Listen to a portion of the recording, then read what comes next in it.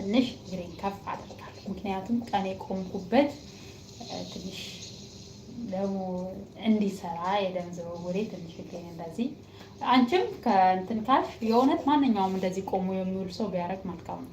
የዶክተሮቹም ምክር ትንሽ እንደዚህ እግርሽን ከፍ አድርገሽ የሆነ መስቀያ ነገር አበጅተሽ ስትተኝ ማለት ነው። እንደዛ ብታረጊ መልካም ነው። ውሃ ደግሞ በደንብ መጠጣት ላይክ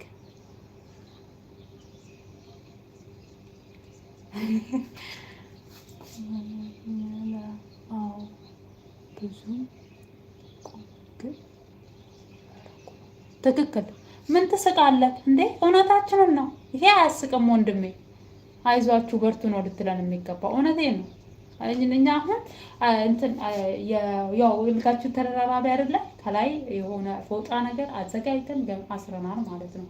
ስንተኛ ለ5 ደቂቃ አሁን ለ10 ደቂቃ እንደዚህ